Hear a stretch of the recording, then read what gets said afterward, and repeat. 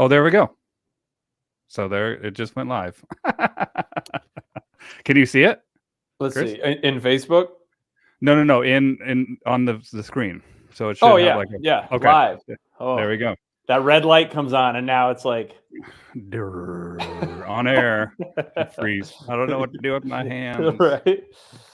Yeah. So, ladies and gentlemen, welcome to another live stream here on the Bow Wow Bill page. And if you're watching this on Facebook, that's the majority of people watch this on Facebook, but I'm trying to get people to subscribe to my YouTube channel. So make sure you head over to Bow Wow Bill on YouTube. It's streaming live there as well.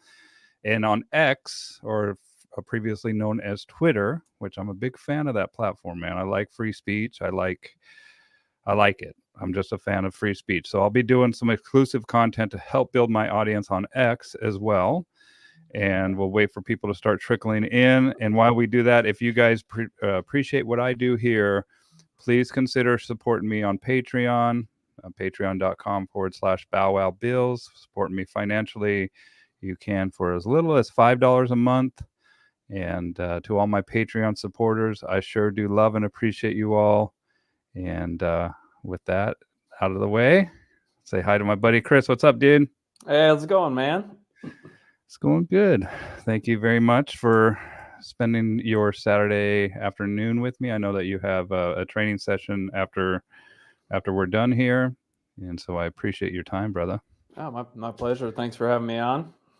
You bet, man. And I put up a link to my Patreon page in the comments down below as well. And so what I do, Chris, is I'm going to go to Facebook, and then I share this on my personal page.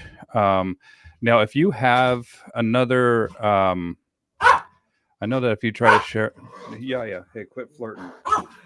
Yeah, go lay down. I got dogs in here flirting with each other. She's so awkward. One of my dogs is like one of the most socially awkward dogs I've ever had. She goes and tries to play with my other dog and just sits and bounces and barks at him, and that's how she tries to play with him. But I'm going to share this, and while I share this, do you want to give a quick little introduction about who you are and where you're located and what you're all about?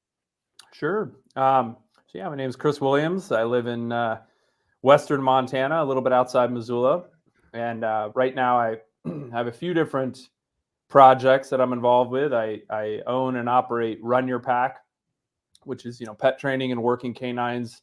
Got a couple staff trainers there who are outstanding. They kind of do the bulk share of the hands-on work these days. And then I also own Work Your Pack, or Work Your Pack Productions, which is more of an online video-based training page. People can enroll in video series. That's kind of my ever-growing catalog of self-study there.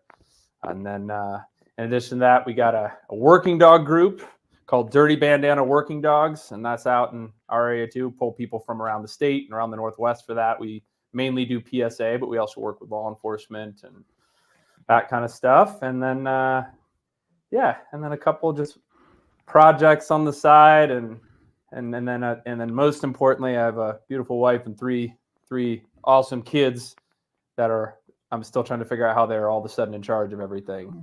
6, 4, and 1, and so just doing the juggle, every day, juggling business and kids and working my dogs somewhere in there at some point. That's how it happens. Yep. Oh, dude, I hope. Let me see here, because I think we have one viewer.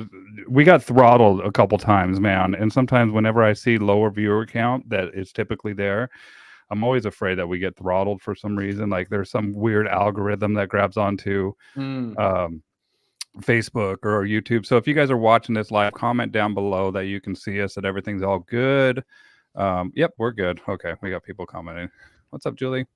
Cool. And I got Work Your Pack in the comments, and I got Run Your Pack as well. Oh, and thanks, man. Yeah, of course. And then, of course, we got Heather. What's up, Heather? And then, yep, I can see. Okay, good. Yeah, share this, you guys, if you don't mind. And we're just getting started here. I got, yeah, stop it. Chill out. My dog is being a dork. And you got 3 kids, dude. That's the other aspect of, like, I appreciate your time, man, And this is something, I don't have children. but I see my clients' kids and I'm typically a pet dog trainer, right?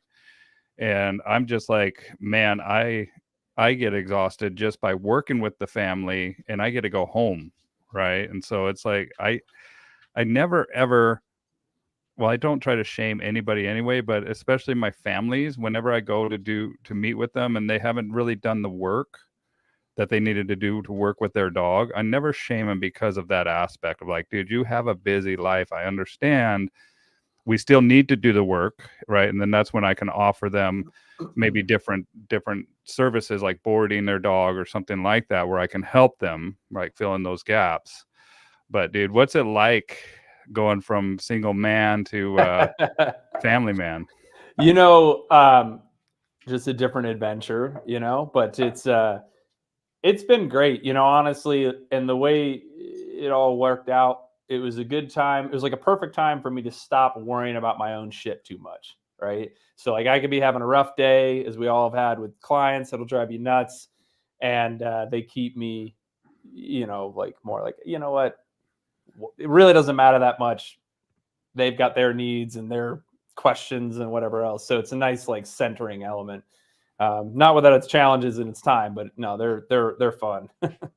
So before you worked with dogs and before the family, um, you were in production, right? Is that tell me a little bit about, let's go back in time and tell me how you got started with all this stuff. Yeah, I think like I've always been kind of like chasing both interests ever since I could remember as a kid. I was actually just telling the story to a friend of mine recently. When I was 14 or somewhere around there, or middle school, I went to Jackson Hole for the first time in my life. It was the first time in the mountains, and I went into like an images of nature photo gallery, and I was like, I need to move out west. I need to be around the outdoors and that kind of stuff. Right, you know, grew up reading Jack London, like I'm sure we all have, and I don't know, I just had this romantic thought of moving out to the mountains and being around wolves and dogs, and I thought the video or photo would be my ticket to get there. And so I moved out for college, studied media arts and photography, and then while doing that, I got a job working for a dog musher. No And kidding. to fast forward the story, I was doing a video story on him. He could tell I was interested in this. He offered me a job, and then he called me in a panic. He was getting ready to run his first Iditarod. He calls me in a panic over Christmas break, and he's like, Chris, I can't do this alone. What are your thoughts on dropping out of school and coming to Alaska with me? No And shit. I was like, yeah, sold. And so I dropped out of my classes. And then we just spent a lot of time on the road, training the teams, driving up through Canada in winter, which has its own element of adventure. And then, and then I was his helper, handler, you know, as he ran his first race. I was there to receive dogs as they got injured and come back. And then I think that whole experience really catalyzed some things for me. And that's what allowed me to save up for like my first personal dog. I grew up with German Shepherds, but they weren't ever really super trained or my own. And so I got, like you mentioned so kindly in that write-up, Schuck, you know, that dog I think we talked about briefly, Schuck Handsome, as he's so known to this day. I don't have him anymore, but he's the whole, you know, thing that got me into this. I just became obsessed with learning about all these things, psychology, different training methods. And I've been through the ringer of instructors and mentors and people that could put up with me, even using my camera as a passport. I'm like, hey, I'll come get you nice video if you just let me sit in and hear what you have to say. And so, yeah, that's why to this day, like in all my brands, Work Your Pack, Run Your Pack, even Dirty Bandana, Working Dogs, you'll see that orange bandana as the kind of the brand identity. And that was something that was Schuck's, right? He looked like a wolf. People gave me issue about him looking like a wolf. And so when he was about 9 months old, I slapped an orange bandana on him, and instantly he was more pet now. And so it just stuck as the brand, and I never changed it. And I got his bandanas framed in the yurt, and they're all over the place now. Actually, even like I had a buddy of mine custom made this vest for me, and that's one of the ones he had on when he died, actually. So that one's with me. This is my kind of like training vest here. But so that's kind of the early side of things. And then, you know, I got back and I'm like, all right, the musher's name was Kirk. I'm like, I got to get back to school. I got to finish so I can get my career started. I can't just play with dogs. And so, finished out, and then I fell into the world of reality TV. I was a producer in different capacities for a bunch of different shows. Most known show is that Mountain Man on History Channel, which I think is season 12 now or something. Okay. But I did seasons 1 through 5 in different title roles. But yeah, always still studying dog. I got to a point where I was flying for TV, flying to study canine, and then I just got tired of that, and I wanted to be my own boss, and I left production to start Run Your Pack full time a little over about 8 years ago now. And then so that's and still, as you see, like Work Your Pack's kind of me coming back around and blending the two things I like together. Yeah. Well, and then you start developing roots, you got the family going. And dude, I remember being in Jackson Hole, and if you guys have never been there, man, let me share something with you here. Check this out, you guys. Yep, the Grand Teton. That's right, the Grand Tetons. Like, this is just, when the word inspire, right? It has to do with your breath, right? Is like inspire, so breathing in. And how many times have you been in nature, man? And you go out of your tent or whatever, maybe it's dark when you get there, and you wake up and you see something like this, and what involuntarily happens, it's like this, it's like, holy smokes, like you get this involuntary reaction of inspiration, right? Of just being in the majesty of the wild. And even I made a post about how God speaks to us in the wilderness, and to me, that's God. That, like, this is just something that is so stunning, absolutely stunning, absolutely. It just takes our breath and just like causes us to just kind of be in that moment. And it's so cool that, that's kind of your office, your arena, that you started all this process of learning. And we have, Call of the Wild is one of my favorite books too, and I put up a link to Call of the Wild as well. I got a quick funny story. So last year, all right, so Jack London, I'm a huge fan of Jack London. I actually share his birthday, which is January 12th. Happy birthday. Oh yeah, thank you. And then last year I got a call from a director in Montana. He's like, Chris, sometimes my dogs help with some filming out in the state. He's like, Chris, have you ever heard of Jack London? I'm like, yes.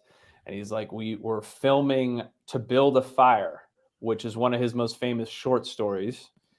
And he goes, and in the story, there's a guy and a dog.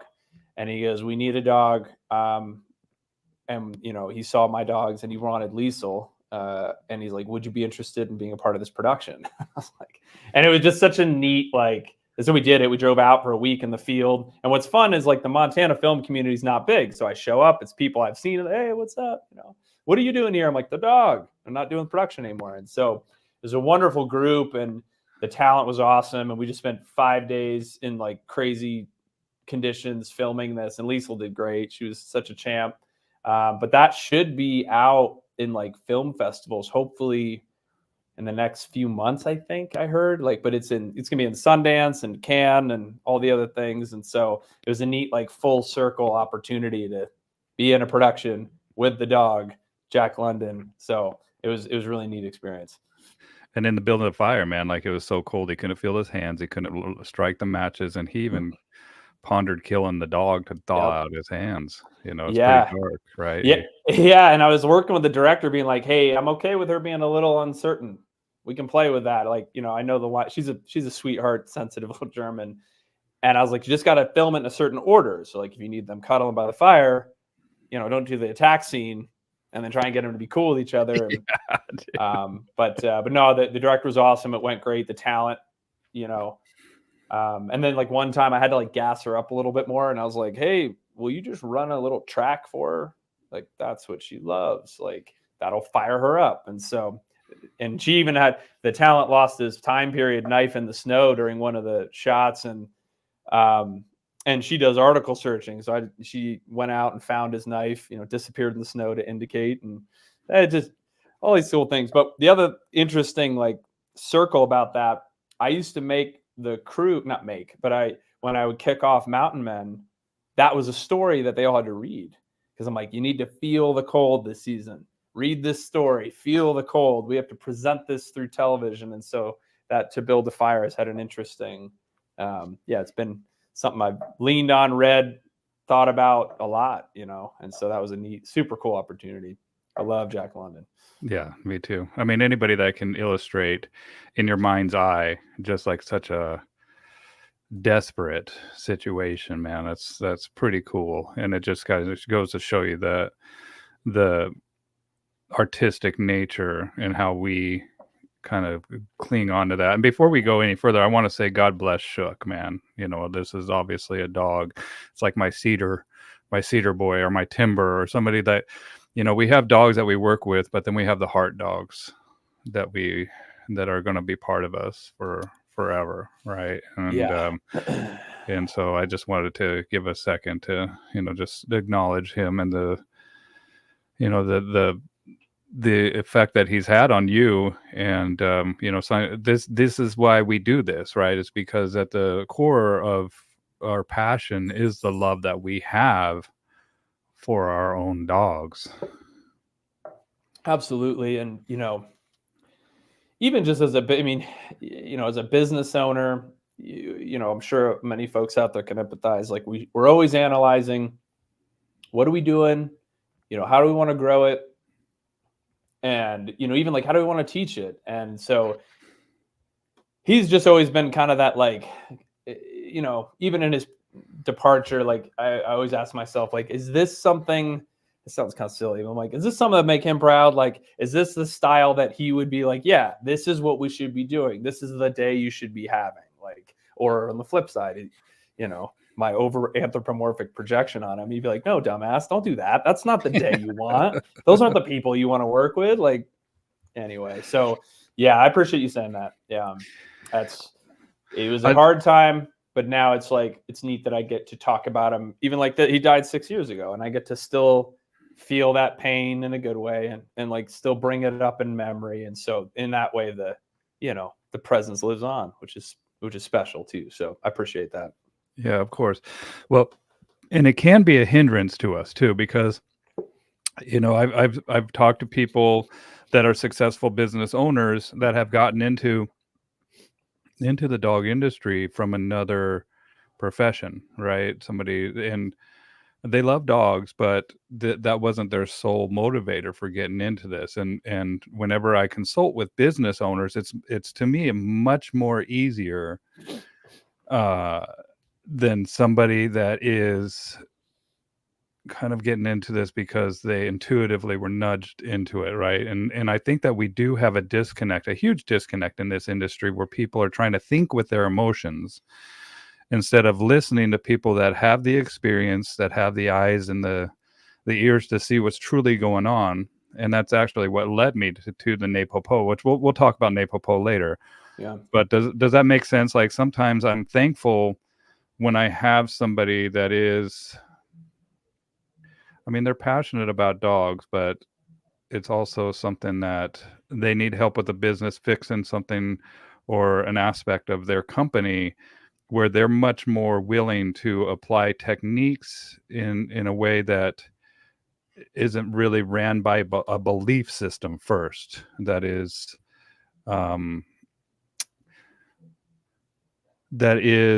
taken as the knowledge from the experience that I have, and knowing, hey, look, man, I'm not here to hurt dogs. I'm here to get the results that you want.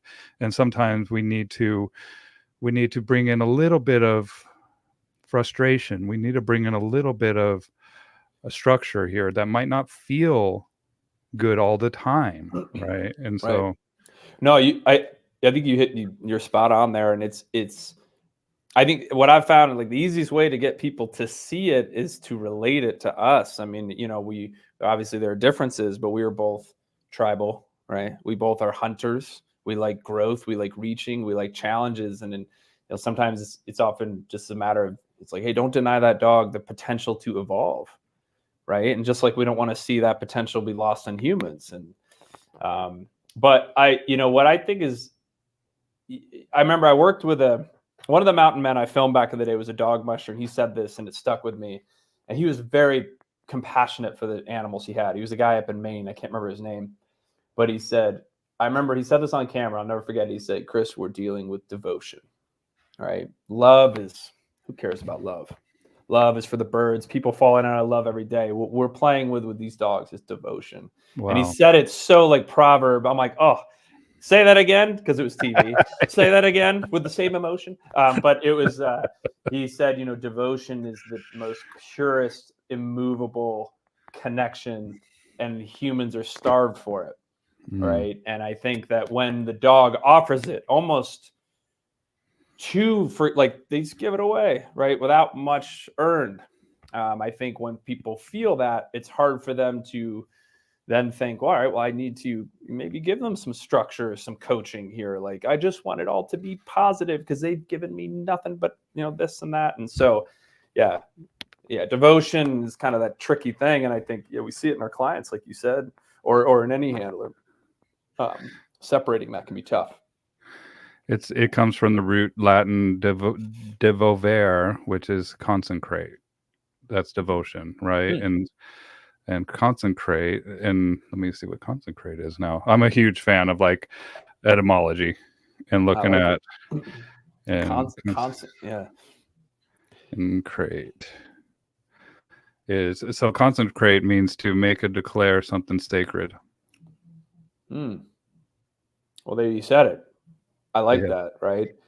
And that's what it is. And I think this is something we all struggle with too. Even let's just say the pet industry in particular. It's like we all see it as, or a lot of us see it as something sacred, and then we're going, all right, we're all artists, especially the NePoPo community. I'll say, like, I see a lot of artists. We think high level, right? Yes. And then we have to selectively bastardize this beautiful approach without feeling like you sell out. Right. But you can also effectively communicate it to someone that doesn't know it. Say that to my team all the time. I'm like, you're masters of your info. Selectively bastardize it without feeling like you're selling cigarettes. Right. Still uphold some level of like, yeah, I'm okay with you doing it like this. But we have, that could be tricky. Yeah. And especially, and that takes, what's up, Adrian? Do you know Adrian? Not personally, no. I recognize the name though. Oh, she's awesome. She's one of my favorite people. And Adrian and I are working on something behind the scenes here, you guys. I think it's going to be a lot of fun. I'll announce it here pretty soon. Just a little exclusive announcement there for you. I like it. Yeah. Very, very coy, mysterious. Yeah, totally. Well, in order to take something and to kind of make it yours, like, I'm a big fan, and even with the dogs, it's called repetition is the mother of learning. And I would take it a step further, and repetition is the mother of teaching as well, right? And as Bart would say, with awareness for the sweet spot.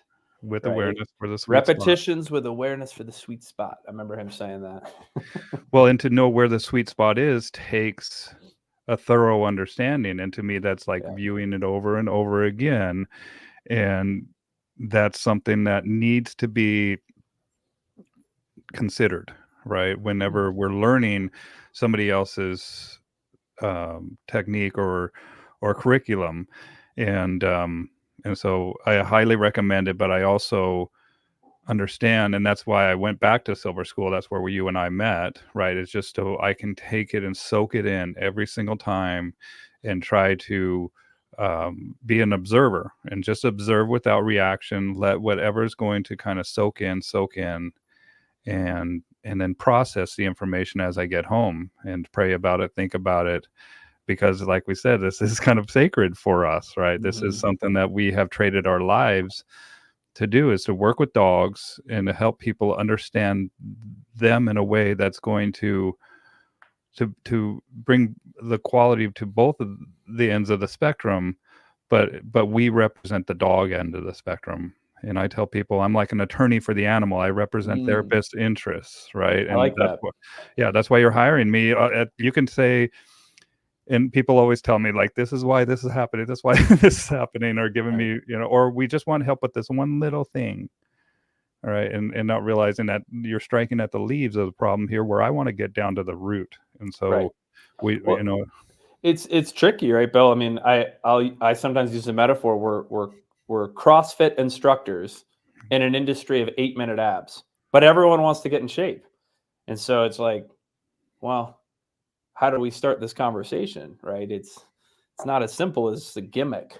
It's got to be deeper and sometimes three-dimensional and sometimes indirect. You're like, the thing you're going to do over here might affect that, but it's, it's Yeah. preaching to the choir. But and we got Bart here. What's up, Bart? Bart and hey, what's Michael up, here. Bart? A little shout out to you guys. And I'll put up in the comment section for the NePoPo schools. But the thing is, what I love about Bart and the good, I call Bart Maestro because he's like a maestro who puts together, makes good music. And it actually, I love that analogy of when we were at Gold School jamming with our dogs, like everybody's doing their own thing on their own station, and we're kind of making beautiful music together by working all of our dogs together in one space, but still respecting the boundaries at the same time. And what I like about Bart is when I do have discussions with him and talking with him, how sometimes he just lets me talk and sometimes he doesn't have the answer. He just like listens. And to be a good listener is something that we all need to be. Like that saying, one of my favorites is, we have two ears and one mouth for a reason. We need to listen twice as much as we speak. Well, yeah, absolutely. And I'm going to say this, I would have said it even though I know Bart just got on, but the mark of a good teacher is the response they give to your question was designed for you, not for the teacher. Right. And that sometimes is tricky, right? I've had a lot of wonderful instructors, but I'm often like, man, was that really a tailored response to the question I asked or the way that they wanted to say it? And one, I tell you, one of the moments I really appreciated stood out to me. I can't remember if it was silver or gold. I asked the question, and I can be really left brain dominant. Sometimes anyone that works with me, my club, my staff, they see me looking kind of like, and they're like, just let him have a second. He's connecting. But I asked a question, and somebody, was nice enough to try it. Like they were like trying to give me an answer, and Bart goes, "Wait, that's not what he asked." He goes, "Here's what I think you need to hear." And he said it. I can't remember exactly what it was, but he said it, and I'm like, "Yes, thank you, fine." Like, but it's that is so. That's so nice when you find that in an instructor, right? It's like, did they really listen? Did they really hear it as I needed to understand anyway? But yeah, that's sometimes the separation between teachers or what did you call it? The maestros out there. Yeah, the maestros, the masters, right? Maestro, master, these all come from, and even mister, right, is a derivation of this etymologically speaking. But it's, they're teachers and they're fathers of information too. Like, it's something that we go to and we look up to this person as somebody who is going to be one of our mentors, right? As somebody that we are supposed to come and be that empty cup, and hopefully we get filled up by the information that they provide, and then, like you said, apply it to our own situation, right? And glean the knowledge, glean the pearls of wisdom that are going to help us be a success in what we do as artists, but also as scientists as well, because this is an art and a science. And we have a comment here about your 8-minute abs. We're personal trainers in 8-minute abs. Adrian says, you don't start the conversation. I think we start by helping the client discover what type of gym goer they are. Yeah. Yeah. Absolutely. Yeah, exactly. Well, we belong in a world of instant gratification with all these devices. There's my little awkward dog there. And in one way, and we were talking about this, dude, because my father, as I grew up, my father was a professional photographer, and I was his gopher. Like, I grew up in audio visual world as well, but before digital. And so I would load the film, different film, and we would take, and he did rodeos. Oh, cool. So we traveled all over. I was born in Boise, Idaho, and we went to Montana. We went up to Calgary. We went up to all these rodeos, man. And my dad would be running around and we knew the clowns, the rodeo clowns, really well because they'd always save my dad's Right. ass Yeah. because he's running in the arena with with the bulls and all this other. And we made sure that we would camp on the site of these rodeos, and we just got along with the rodeo clowns, and I'll always remember that, man. But what I'm saying here is that as technology evolved, my father, when he would go out there and shoot these pictures, we never knew if he had a good shot, man. And we Right. never knew if maybe one of his lenses had like a little scratch or a little out of focus, or and we didn't know that for sometimes a week or two when we would take all these rolls of film back Right. and either get them developed and get the negatives. And then I had a dark room in my bathroom, and so I remember as a kid I'd shower and I'd have like little pictures hanging up on me. I had to dodge the pictures that were hanging up black and white. And so we had a dark room in our house, and I remember you telling me very similar aspect. But that's the world that I think you could say that's where Bill developed, right? Was in that space. I was trying, there was something there in my brain, and I could just feel my wife rolling her eyes 30 miles east of here.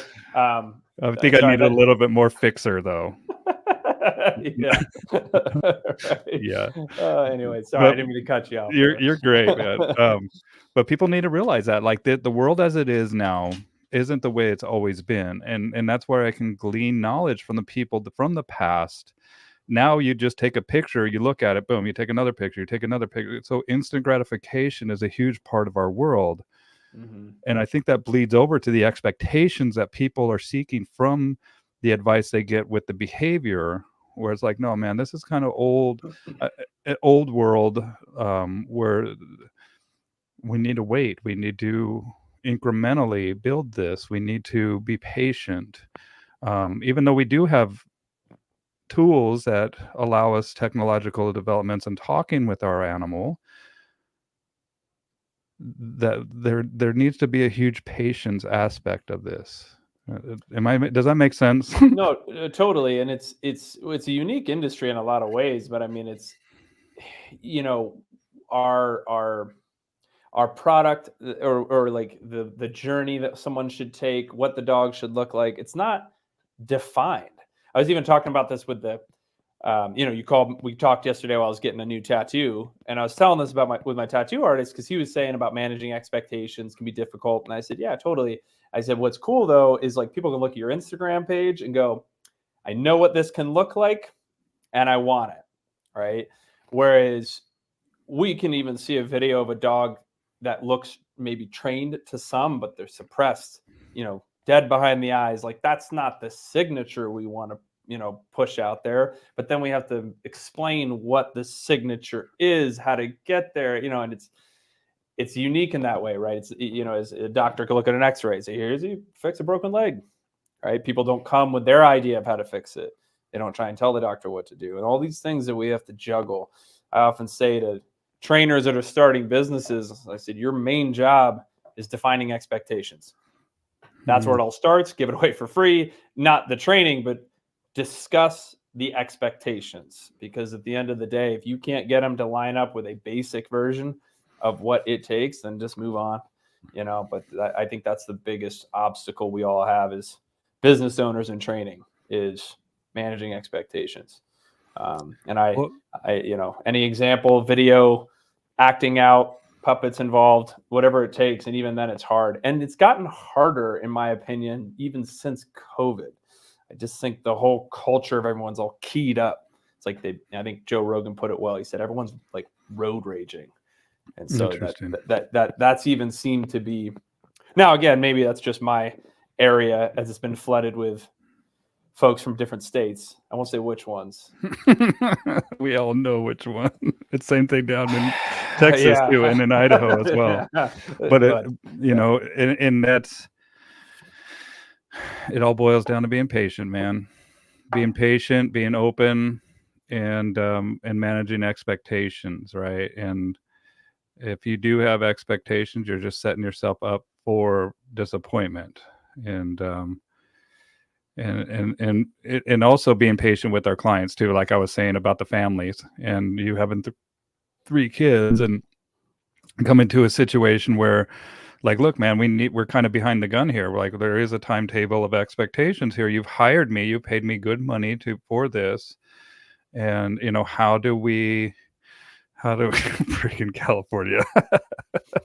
I didn't say Mo. it. I didn't I didn't either. say Mo, it. I Mo, didn't what up, say it. Mo? And I'm not going to confirm or deny if that's what I was talking about, Mo. Yeah. But you're absolutely right. It's California. Looking for a fight in a bar because things at work are tough, right? Transmutating the frustration into, unhealthy outlets, and where we can channel this frustration. And just like I was saying about how I come into a situation and sometimes we want to frustrate the animal. Well, sometimes we're frustrated, and that's our moment, man. That's our moment of how it's not what happens, but how we react or respond to it, right? And Yeah. one of my favorite books is by Viktor Frankl, and it's A Man's Search for Meaning. We were talking about Jack London earlier, and Man's Search for Meaning. Have you ever read it? Mm-mm. Oh, bro. I'll write that down. Well, I'm going to put it up in the comments too. And I've talked about this before. Viktor Frankl. So he was a doctor. He was a Jewish doctor, and he was in.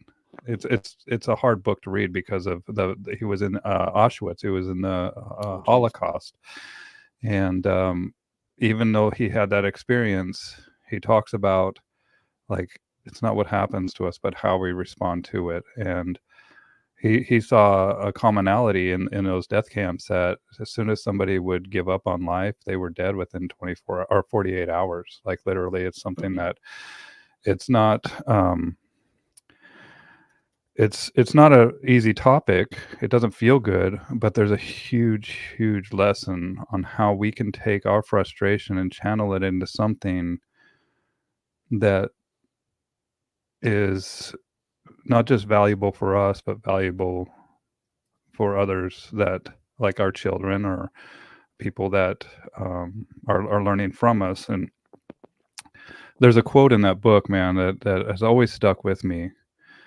And it's between stimulus and the response, right? Is a space, and in that space is our power to choose our response.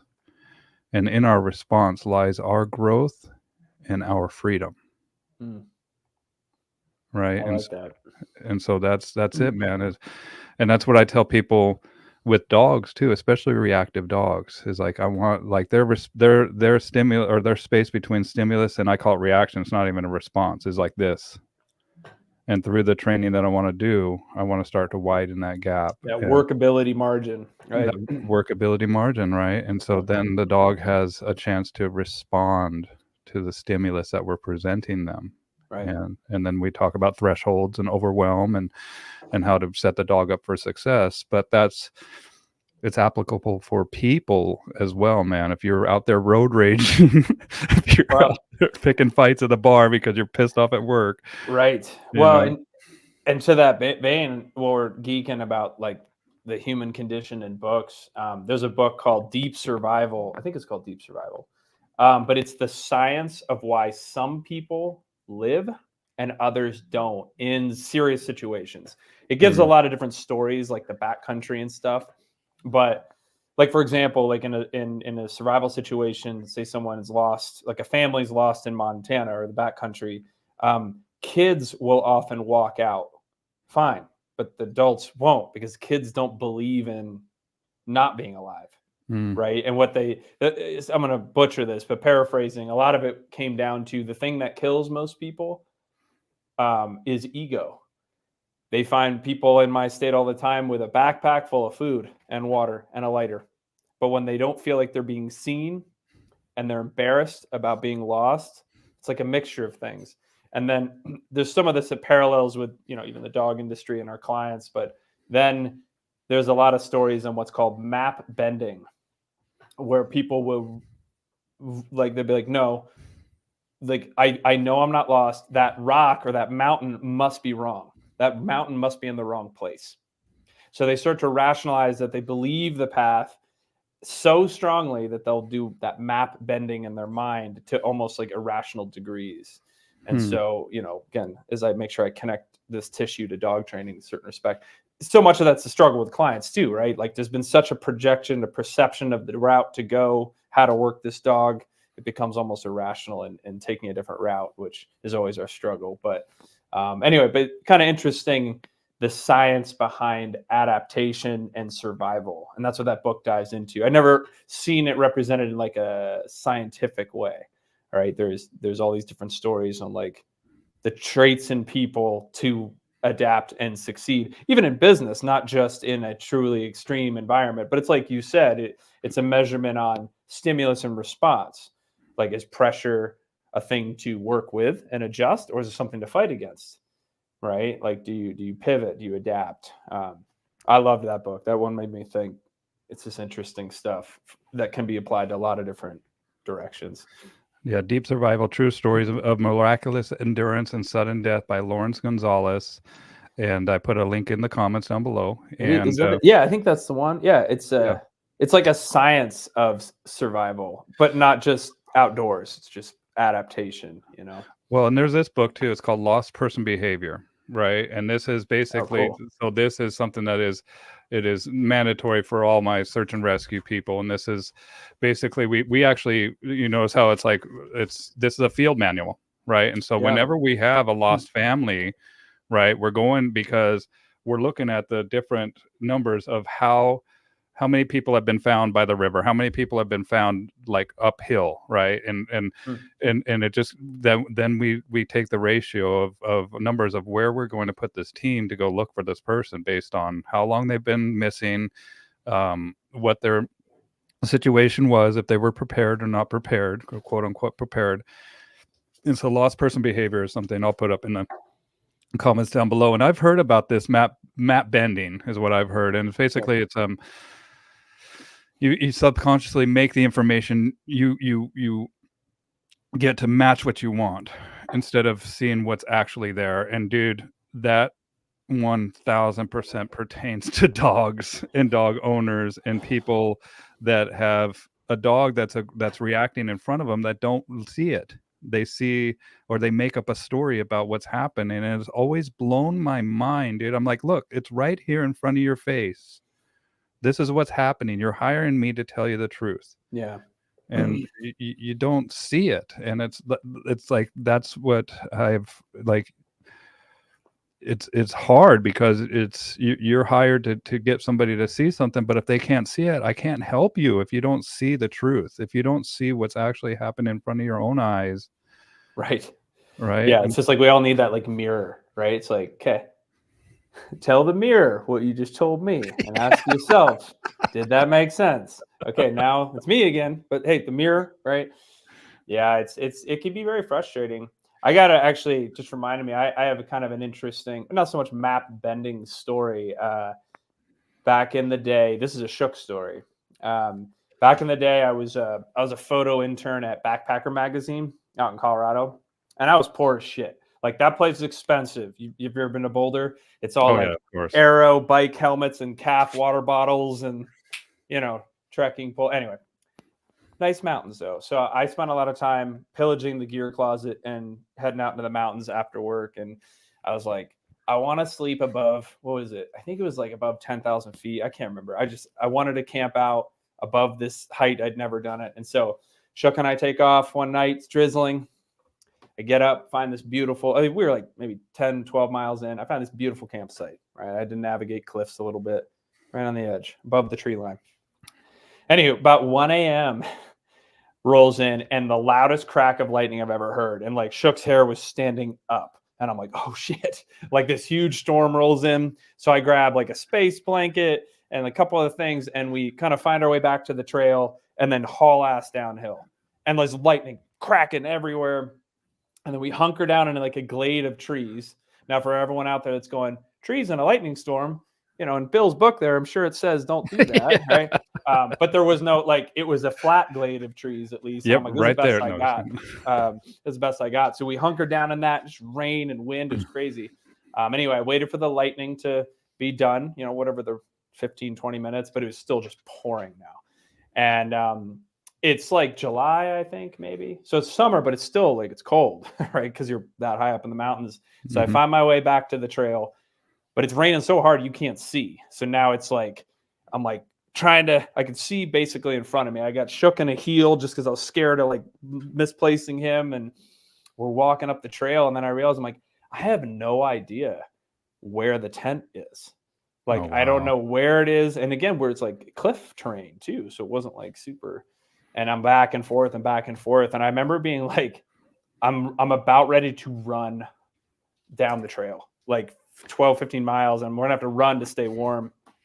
And I think something along the lines of like, I remember looking at him, and he was so chill. He was like chewing on a stick while I was doing that thing I was telling you about my staff looks out for, where I'm just like trying to piece together like information.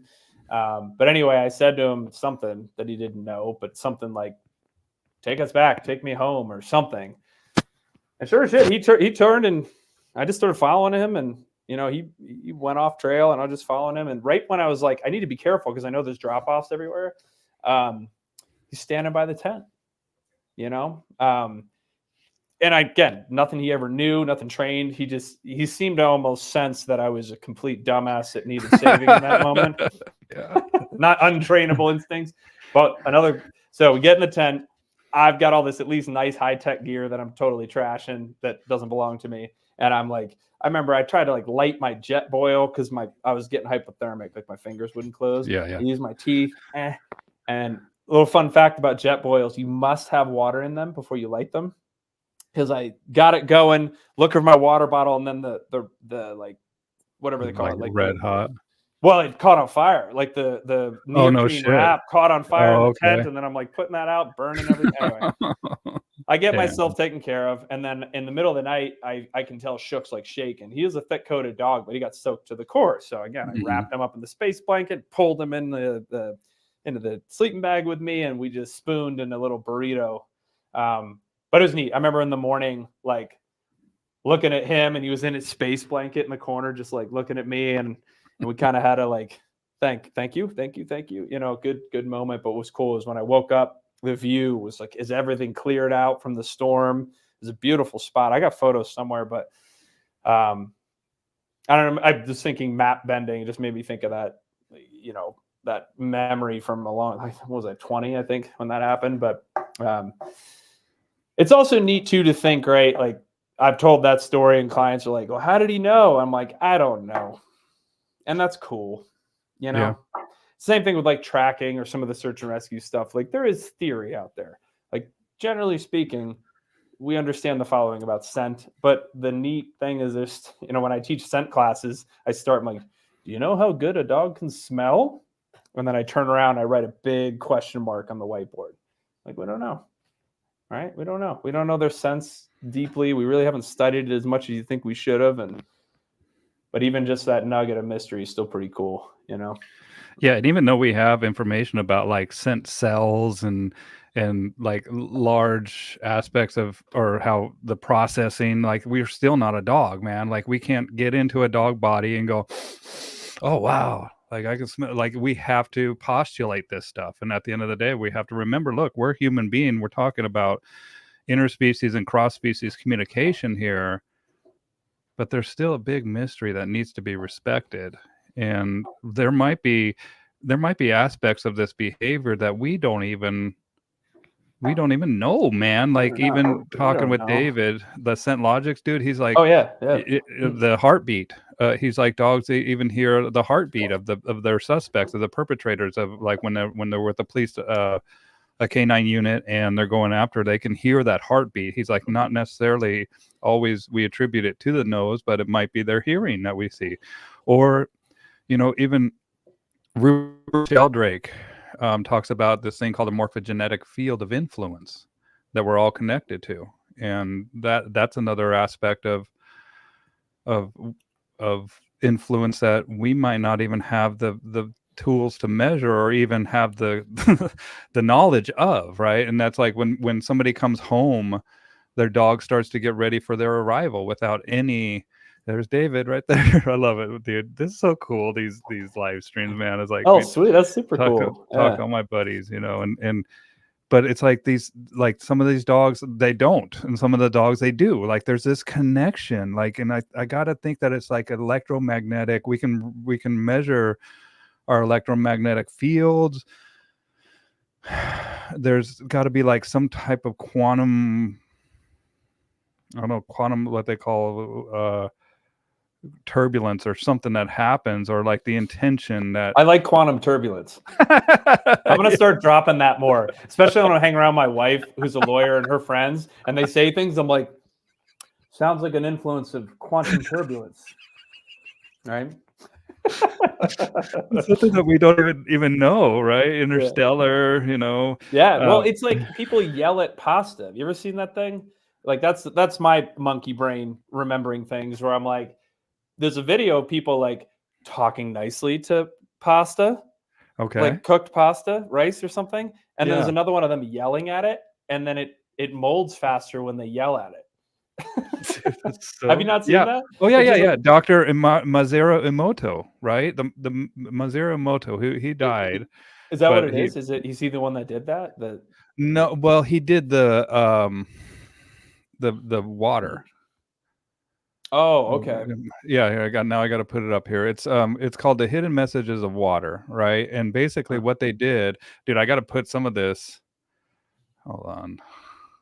It's like you can't quantify it, but it's like, wow, look at that. There's two, pieces of Tupperware with some cooked pasta or whatever the experiment was, and they talked lovingly to it, and the other one yelled at it, and they mold faster than the other. Whatever that means. There's something there, energy, right? Yeah, well, and that's where here I got to put this, because like there was also people that have debunked it. There are people that like it doesn't, there's other things that are effect here. I just think that well, then it's like, did the people that wanted to debunk it created that through with their intention to debunk, right? Yeah. And so now we're getting deep. Dude, I love get closer. Everybody get closer. Everybody go smoke a joint or whatever you're gonna do. Even now we're getting serious. Now anyone that got on, it's like, when the hell are they gonna talk dogs? Like they're talking about yelling at pasta. Like what the hell's going on? So here it is. Yeah. This is like the different like cellular. Right. So each one of these is a picture of a water. They froze these water molecules, and then they wrote on the bottle, "Thank you, wisdom, truth, eternal, angel, I love you, peace." And then here, "You fool, you make me sick, evil." And then this is it: polluted water before prayer, and then the polluted water after prayer. Interesting. This looks like one of those like social media, questionnaire things too. It's like Tammy is a wisdom molecule. All senses are frequency receptors, right? Absolutely. And I got to shout out my buddy George. You know George Cockrell. He's been training dogs longer than I've been alive, bro. I don't. Oh, hey George. Yeah, he's the man, dude. And hope you're doing good, George. George has been having some health issues that he's been dealing with.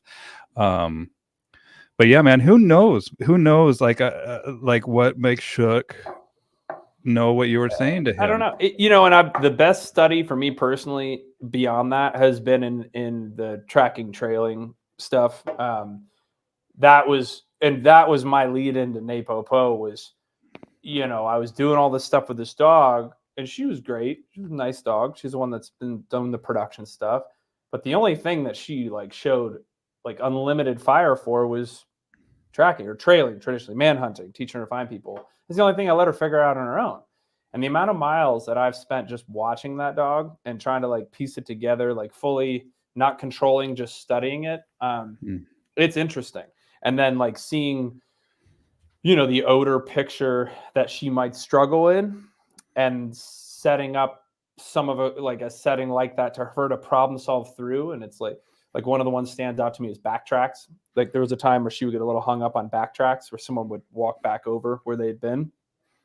And I set up like a very, training scenario where someone went out and they got to a Forest Service road in the backcountry and they made a left turn, walked like 50 yards. I think at the time she smoked a cigarette or drank a beer, made a big odor pool, and then backtracked and then went and hid. And at least will work that problem for like 15, 20 minutes, zero influence from me. And she like oh, I just see you're hunting and struggling. And then she finally worked her way back, got back to the cross, and then realized that the other, the track went to the right, not in that area. And it's like from there on, backtracks never bothered her. It's never an issue. It's like she taught herself how to navigate that scent picture, and then filed it away, and now it's hers, and she doesn't get thrown off by it. So it's neat to not know it too, like we were saying, Bill, and just be like, I'm recognizing that you're doing something I have no idea about. I'm just going to set it up for you to be, learning through self-discovery and struggle and frustration, in a manageable way. Well, there's gnosis, right? Gnosis, and there's knowledge and there's gnosis. Knowledge is just learning about something, but gnosis is gaining knowledge through experience, right? And that's exactly what it is. And David calls it nose sight, right? Where it's basically they are seeing with their nose, but it's also, I think that it also, because you are watching without, let the dog struggle, letting the dog get through it, watching. Let them hunt. Let them hunt, right? Yeah. Observing without reaction, right? Just taking that observer role, trusting the dog. And that's where I'm like, even I'm guilty of this. I remember Bart saying to me, Bill, stop, let the dog do. Let the dog do.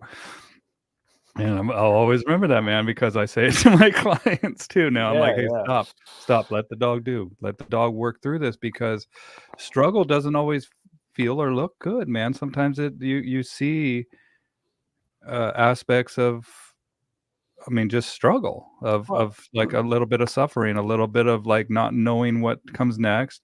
And if we're always there providing the answer, then we're actually doing a disservice, because what happens when we're not there? It's the same. It's that linking philosophy in NePoPo, right? It's like, well, I guess it depends on the dog you want to create, but let's say in an active dog, you want them to own the brand, just like we do with our businesses. And I tell clients, I'm like, with some disciplines, the dogs are an employee of my company, but in others, I'm an employee of theirs. You know, and like we both appreciate moving the company forward, but some of us have more of an ownership and a sweat equity in that. Let's say obedience is more maybe my brand. Not, you get what I'm saying. But like tracking is definitely Liesl. She's like, I gear up. She's like, you ready, dumbass? I'm going to pull you for the next 5 hours. Like I could fall down. I could swear. I can get tangled. And she's just tapping her foot. Whenever you're ready, the awkward two-legged human anchor, like monkey. Yeah, but it's Slow like monkey. She believes in it so hard, like no amount of struggle, swearing, fumble, like she doesn't get insecure thinking that my frustration is related to her. She literally thinks like she knows it's all me just doing the best I can because that brand ownership is so strong, but again, like I can relate to that as someone that wanted to start my own business and the struggles of starting it the way we did. And, as we all go through it. And then that's what it turned me to NePoPo, because I'm like, wait a minute, this is really what this is. Like, as I started to understand it more before I went to the school formally, I'm like, I don't want to deny them that opportunity in every discipline if that's what they're designed for.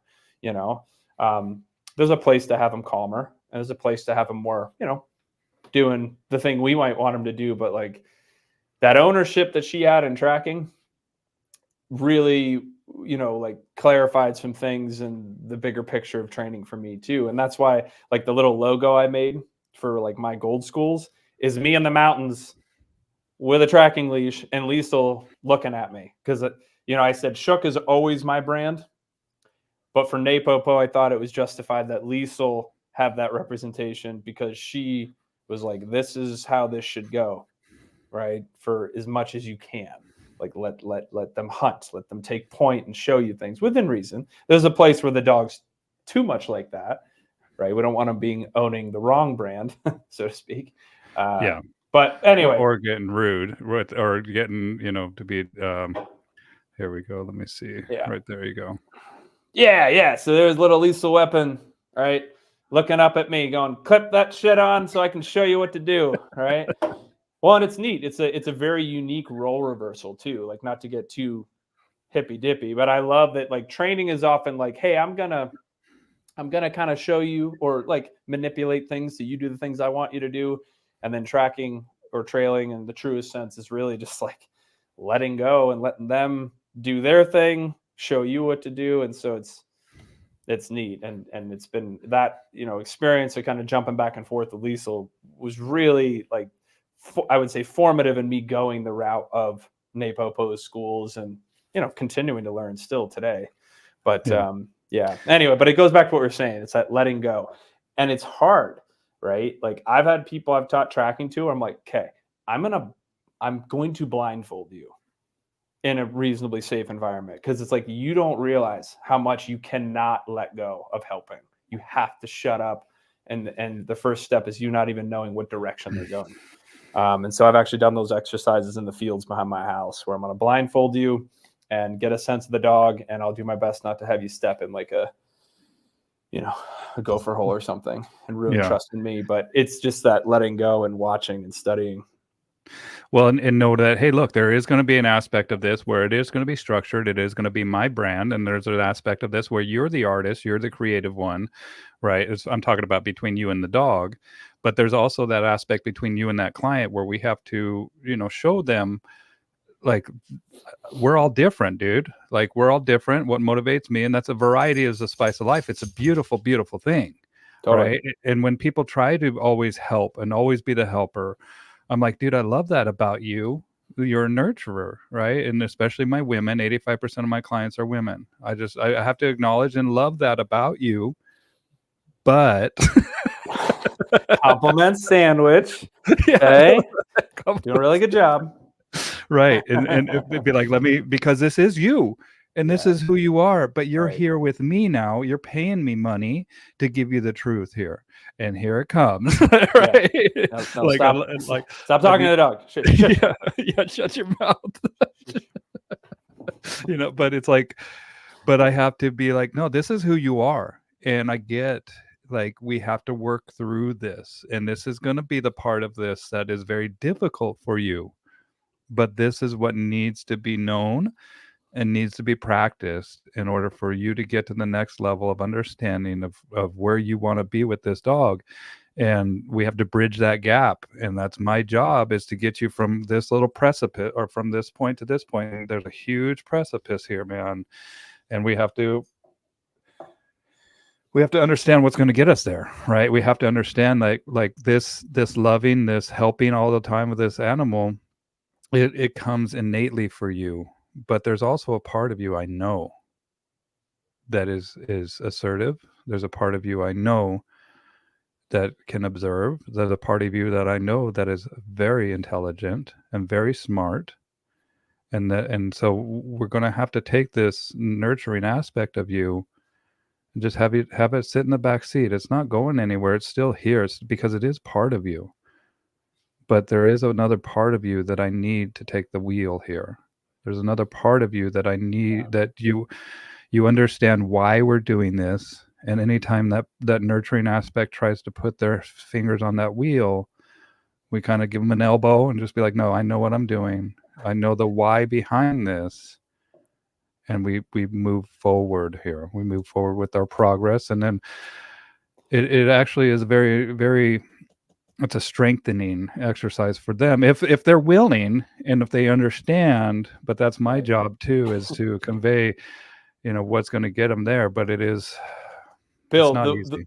The way that you just said that, even like looking at your camera to me, I'm like, oh, I felt that. Like, I want to go learn. Like, I'm like, oh my God, you just spoke to me through the camera. But your clients are lucky to have you. You're a good communicator, and like you said, it's we're all therapists in some regard, right? It's like, how do you get that through to them?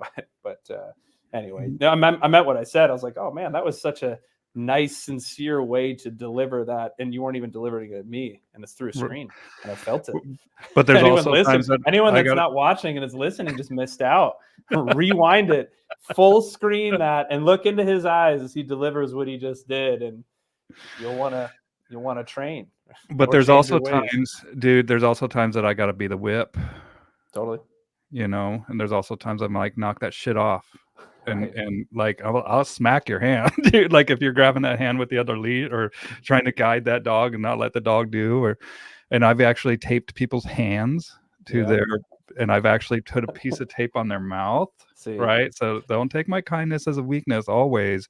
Like there are times that I actually get pretty assertive and just like knock that off, man. You're Yeah. not helping anything. And I know because you've shown me that you know. And there's also this aspect of like like we were talking about, I used to be you. Like I know, Yeah. Yeah. right? There's certain aspects of this that I know. I don't know how to explain. I need to look that up. If anyone's ever seen Heavyweights, the antagonist Ben Stiller's like, I know each and every one of you because I was you, right? That's the way I feel in dog training because I've been every version, well, not every, but like every noticeable version of trainer. I think I've been there at some point personally, Yeah. And so now it's like, no, I know what you mean, but there's more. Right? Well, and also, dude, like with some of my guys, I'm like, dude, your dog got it a while ago, bro. You need to lighten up. Yeah. You need to get that voice up high, and you need to love that dog, but truly love them, right? Like become like I need you to be a little bit not as machismo, and Right. to lower that ego down a little bit, dude. And especially some of my dog trainer friends, I'm like, hey, man, knock that shit off.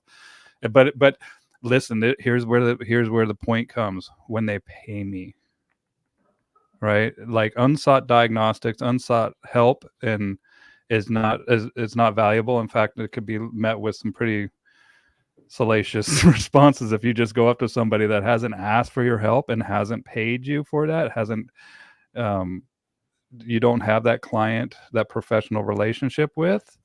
But Yeah. once you do, that's the key right there, man. That's the Yep. key, is like, you're paying me here, and we've gone through the path of being nice. We've talked about it. You know exactly what it is.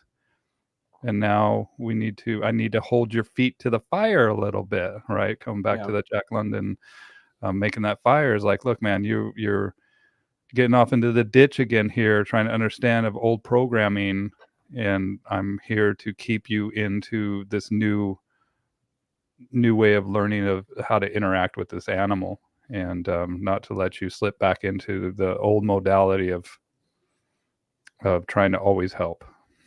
Yeah.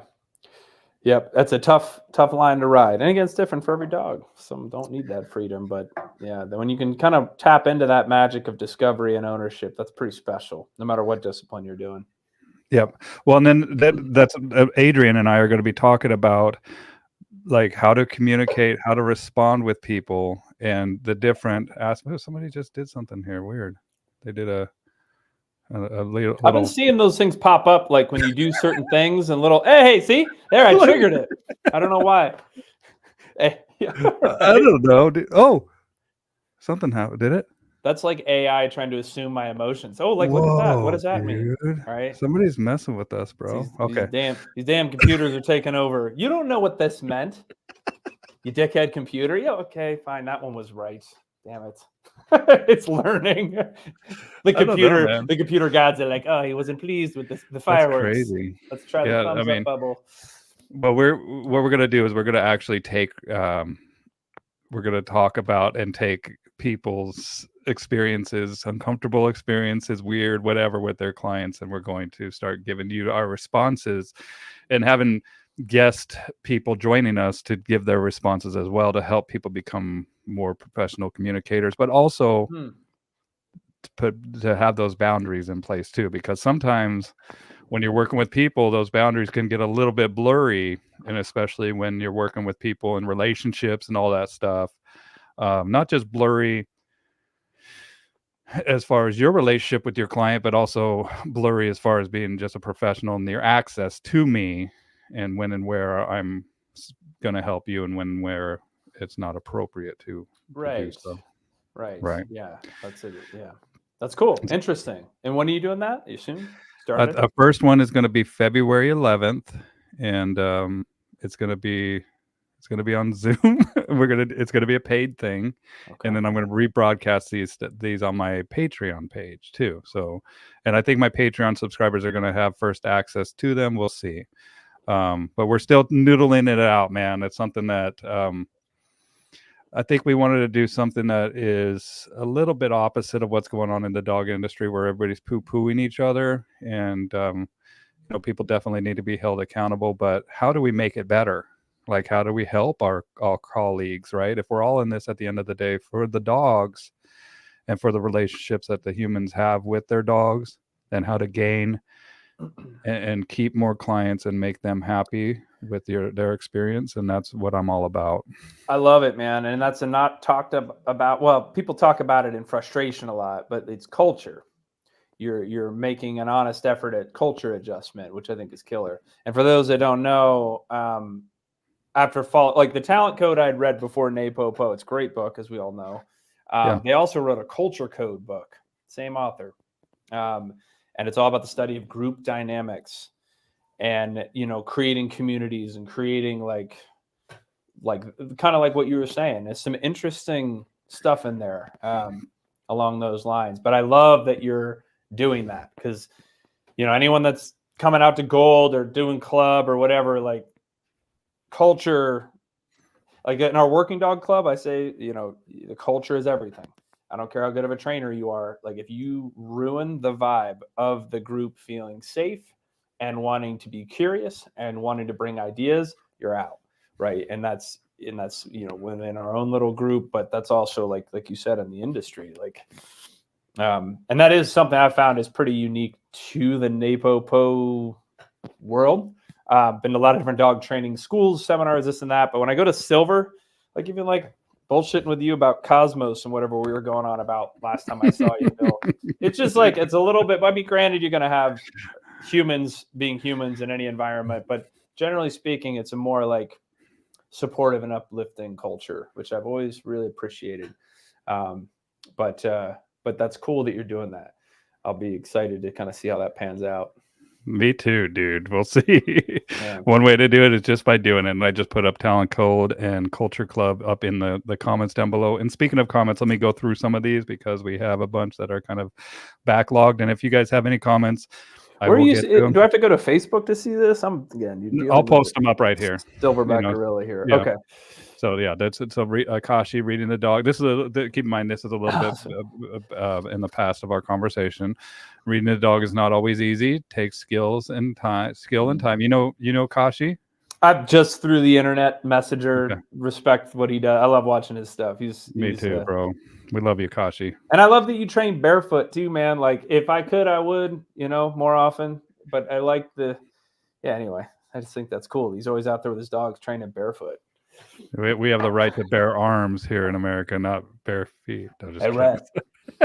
Right. Gina says, managing expectations, especially with behavior cases, is touchy. The owner is under a lot of pressure, and this can be a trigger to their own behavior to become less than desirable. Yeah. So when not only managing expectations, you also have to keep your cool when they may be acting out towards you, right? And so then you're stuck weighing accountability and empathy.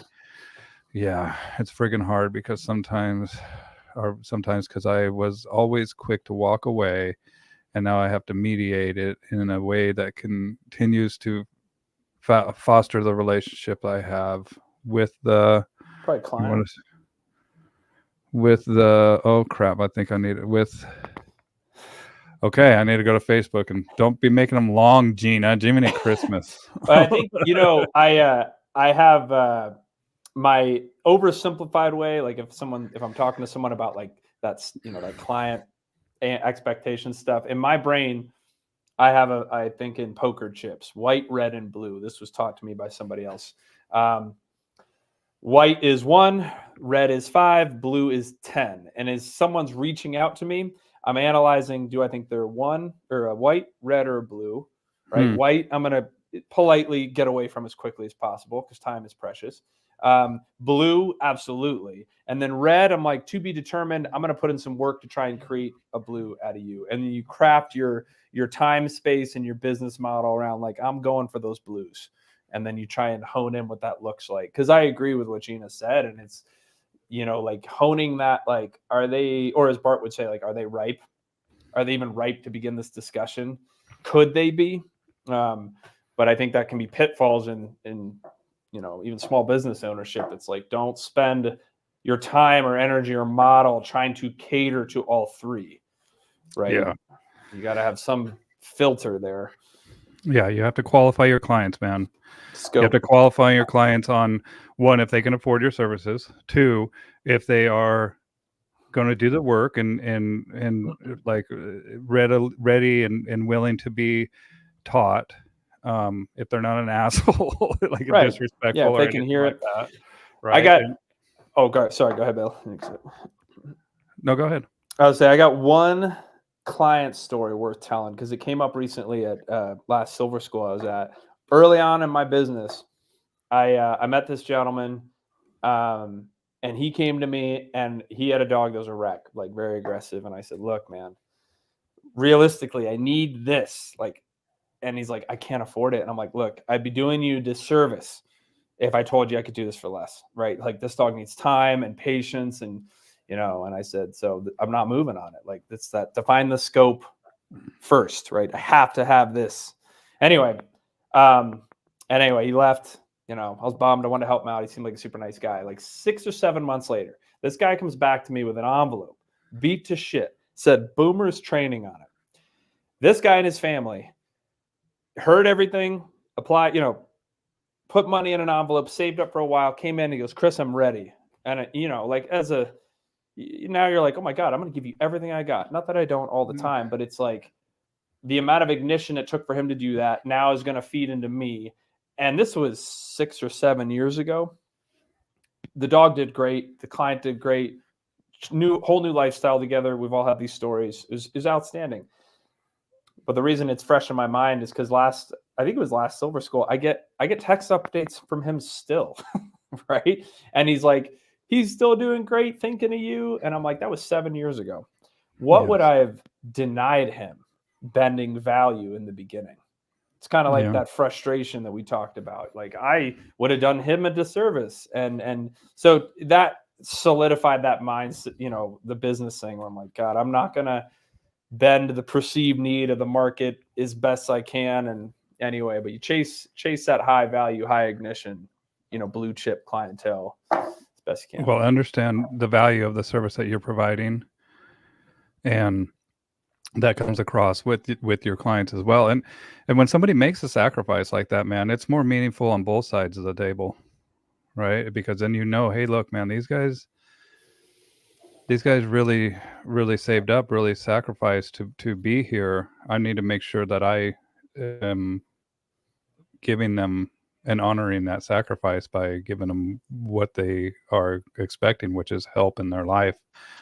And but it's also too, like, with hard situations, hard truths of like, no, this is never going to be the situation that you think it's going to be. This dog is not the dog for you, right? And that's another aspect of stuff that we have to deal with is the truth of the situation at hand. And I had like 70 clients in their 70s with a very powerful dog that they just wanted to be a house dog. And the more that this dog would get frustrated, the more it would attack the other dog, the more it attacked the help that were coming to the house. It put the guy in the hospital. He had to have surgery on his hand, breaking up a dog fight. And then finally I had a discussion with them. Was like, look, let's go get all the vet bills from your other dog. And it was like around 20 visits to the vet for the other dog. And they did a lot of work with this dog, but it was like, man, it's never going to work, you guys. This dog is never going to be an happy inside dog. We're actually doing a disservice to this animal by mislabeling their characteristics. I can only curate what's present in the dog. I can't make something out of something that this dog isn't. Right. And that, it's fresh in my mind. And that stems back to the breeders too. I think I clicked on Facebook and saw some comments there. Chad Miller, one of my really good friends, he's a Malinois Dutchie breeder up in Canada. One of the most considerate and honest people I've met in the industry in general, but managing those expectations from that level too. Yeah, there he is. What's up, Duddy? But anyway, yeah, like, and I just did like a little like satirical like breeder red flag video with another trainer friend of mine who's visiting Carolyn. There you go. But it's kind of like, it goes back to that. Like it's almost like a tricky cycle. It's like you get people, like you said, the 7 years old. Well, the breeder said this would be great for our lifestyle. It's like, they kept saying stuff like that too, man. They lied to get your money. Yeah. Yeah, or look, man, this might be an outlier. Like we talk about that in NePoPo too. It's like, look, we're talking about the bell curve here, where we have dogs that don't fit on this, and every dog's an individual, and we have to respect this individual dog, because that's what they would say. Is like, well, we have a friend that had this dog that was a house dog, right? And I'm like, well, this dog is not that dog, and this dog is showing you every day who they are. But yeah, man, it starts with the breeders, and that was the first person I went to with this situation was the breeder, and it was a one-off breed. They weren't breeders; they were just kind of hobby people, and so it kind of made sense, man. And good breeders are worth their weight in gold, dude. Like I want to kiss them. I want to kiss good breeders on the lips. You hear that, Chad? If you still listening, it's live and it's locked in. I'm coming for you, Chad. Pucker up, buddy. I can't wait. But that's huge. It's just like, it can be tricky, but yeah. Well, now I can't stop picturing you kissing Chad, and I've lost my train of thought. And here we are. Enriching discussion, everyone out there. I hope you're getting everything you thought you were going to get out of this. Hey, you don't breed dogs, do you, Chris? I'm about to start, Bill. Good to How know. do we make this not live anymore? All right, so let's go back to the comments. Maureen says, "Hi guys, what's up, Maureen? I'll go back to catch the first part. Couldn't wrap up in time to get the beginning. Cool. Yeah, everybody watch them. Everybody share this as well, if you don't mind. Let's get it out to as many people as possible. We're talking about the study of water, so that's where we're at here." David says, "Do you know David?" I think I just messaged with him briefly. I've not had the pleasure yet meeting in person. Okay, dude, we should all do something together, maybe in Montana or out here. David, I want you to come out here in August, man. I'll send you a message. But he creates scents or creates odor, right? Yeah, I know. I have some Scent Logics kits. Oh, there you go. I do. No, I've got some ideas and some projects for Work Your Pack that I really want to dive into in the detection realm. But that's as much as I'm going to say, because I'm going to play the coy card too, Bill. I got some things in my pocket I might be, I'll save for another time. But I'd love to chat with someone that knows more about the science than I do. Well, I love it when you play hard to get. Well, and I want to talk about too well, let's stick with the comments here first, but then I want to write this down right here. So I got it. David says their ears sense acoustic frequencies, right? Nose senses infrared frequencies. The eye sense visible light frequencies. It's really that simple. Super simple. Yeah. Super simple.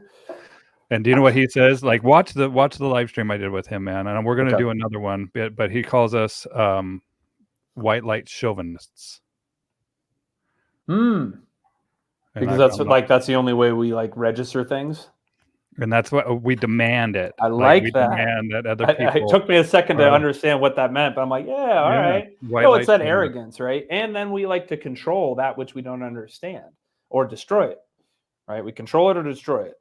Things that are confusing to us. That's it. I think that's from Ishmael. Remember that book back in the day? Mm-hmm. Ishmael. Yeah, now we got to put up Ishmael. We're all philosophical today.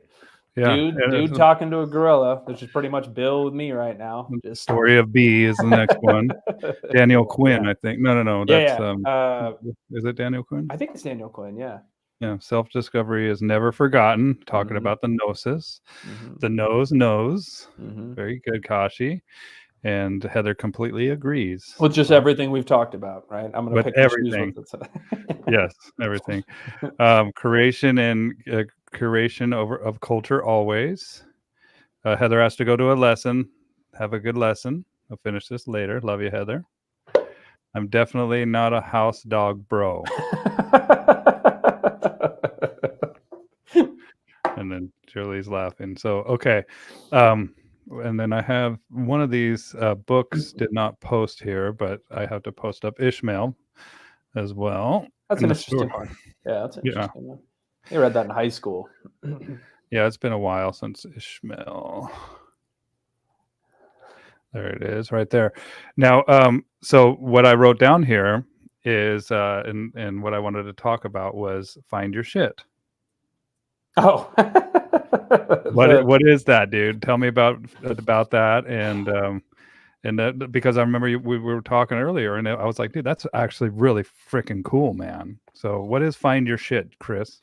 What is basically just one of my German knows article searching, and then I just catered it to be anything with my odor on it, out of necessity. Like I'm kind of a chaotic dumb animal sometimes, dropping transmitters and sunglasses and knives in the backcountry, and so I got tired of losing stuff, and so Liesel, she'll say find my shit. She goes out, finds anything with my odor on it, indicates. I even last year I was getting. I'm newer to bow hunting. I'm not real good at it yet, and I totally missed and sent the arrow flying off into the woods and brought out Liesel, find my shit. She went out and indicated on it. So just anything with my contact odor on it, she indicates on is the goal there. And did you see the video on YouTube or something? How do you know about that? No, we were talking about it, Oh, dude. we're talking about it? I've never seen the YouTube video at all. I have a YouTube video. I think I shot it during COVID. I don't know if it's on Work Your Pack or Run Your Pack, but it's like I'm out in a field and I throw my keys and a knife and a fidget spinner. And legitimately it was like, shit, I don't remember where anything. It's like in this big bowl with tall grass, and then Liesel. Let me see if I can dig it up. Just type in find my shit. Find my shit? My shit command, maybe? I don't remember. Yeah. Just find my shit command. It's on Work Your Pack. I have it on both platforms. Well, yeah, so I filmed that a few years ago, of just doing that and demonstrating. Beautiful, bro. Here, let's watch this. Well, it's kind of long. You don't have to watch the whole thing, but it's like 5 minutes. We can watch. 5 minutes. Yeah, it is 5 minutes actually. Yeah. Well, and dude, you look so young already in it. Mm-hmm. Find my shit command. And then we'll do theater mode here. Look at that handsome man right there. we can go through and here, let's just a little bit. Especially in the beginning, there's more finds, and then it takes her a minute to actually find my keys. So I lost all my stuff, right? Somewhere in this valley. Reality TV guy. I got to set the stage. I got to lead in with a little motivation, right? Wearing the same vest you're wearing right now. There's Liesel. Little Liesel.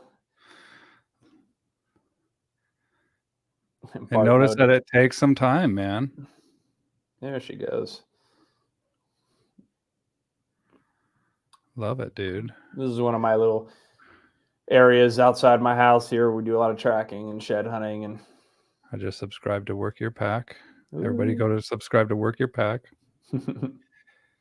There's a fidget spinner. Okay. Yeah. Whee! Yeah.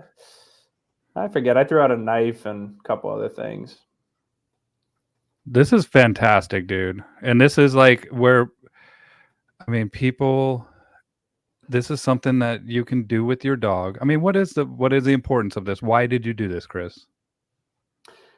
Because finding your shit. Yeah. It's also just something fun to do with your dog too, right? And it's, detection doesn't need, all the cool shit doesn't need to be just for law enforcement, military, right? Like there are practical applications for a family dog to do this stuff, and it's enriching for them, right? They get to hunt and all these things. But and also, dude, I tell people dogs want to feel like they belong and want to feel like they bring value. Right. They're relevant. They're relevant. Yeah. Right. They're not just a looking at dog, right? They're we need to respect and if we can utilize our dog's talents for something that's going to help us and truly help us, not something that is like surrogate, not something that is not real. Like this is wallet. There's your wallet, dude. That was pretty far. Like honestly, I got to a point where I forgot where all this stuff was. So I'm like, all right, at least all this became kind of real again. So But this to me is true positive reinforcement. This to me is true relationship because, dude, you are honestly thankful that she found that. You're honestly, I mean, that's why I say it's true, is because this is something that is utilizing her. And look at that head up, look at that tail up, look at that. Well, and Liesel, like I said, has been a huge teacher for me. In what ways? Well, both in like by the way, Bart, if you're watching this, sorry for the dog trip. This was before my, I'm just mad that you didn't cut the strap behind the dog's on the collar. That's well, I know it's like bow tied in. I'm like, I don't know, because I move it from one dog to another. Anyway, I just had to throw that. But like, I mean, for example, I like in the tracking stuff. Like, was it last year, maybe a year and a half ago? We teach the Army. We do a class to the Army on tracking dogs. So like, I'll go out and teach the pilots. This is how dogs kind of work this stuff. Here's how you can maybe beat a dog depending on your environment you're in. And then I send them out in the backcountry and hunt them down and grade them. Super fun. It's like super fun. But like last time I did it with Liesel, there was helicopter hoisting and insertions, and she ended up logging 9 miles that day of like hunting. I think we did 3 or 4 different tracks. But the amount of ignition and ownership to hunt nonstop for 9 miles, more or less, I was like, there's nothing I've ever taught a dog where they would do it for the equivalent of time that 9 miles would be. You know what I mean? Like, yeah, I'm trying my best to make sure that the motivation's there, but you know, as Bart has said, it has to come from the dog. And like, she's like 80% hunt, 20% find too. So like, she loves hunting, and then she finds people. She's like, cool, I'm gonna go chew on a stick, right? She's not gonna find them, but she also isn't like, okay, and now I need a bite. She's a miraculous little hunter. Good. Excuse dude, me I'm one so second. glad. I'm getting the watch. On my rented space here. I might. Oh yeah, you need to run here pretty soon. Wrap up my time here. Yeah, I know you got a 3 o'clock too, dude. And we're approaching that right now. We only have 2 minutes on this bad boy, and then I'm just so glad that we're ending with this. And we'll have to do another one of these, Chris, like a live stream, and maybe we'll do something where we get into a little bit more detail on the Patreon page. But dude, I sure do appreciate you, man, and I appreciate your time. And let's go ahead and wrap this up. What's the best way to find you and get a hold of you for the people that are watching today? First of all, I just want to say thank you too, man. I appreciate you. Always a pleasure chatting with you. Yeah, I've got social media for Run Your Pack. Work Your Pack is my like new baby that I've been building for a while. So I tend to do a lot of video stuff on there. You know, you can find me on Facebook, private messenger. You know, I'm happy to hand out cell phone numbers if I need to have a bigger conversation. But yeah, like Run Your Pack, Work Your Pack, social media, just outside Missoula. Swing by, honk horns. I won't give you my exact address yet. but no, and like I said, I appreciate the time, and I'd love to have another discussion at some point. It's always a nice chat with you, man. Likewise, brother. I put up a link to your social media. Let's say goodbye to everybody here. Bye, everybody. And then I'll say everyone. Goodbye. Thanks for listening. Cool. And you stay right there. I'll say goodbye to everybody, or say goodbye to you in the studio. Okay, sounds good.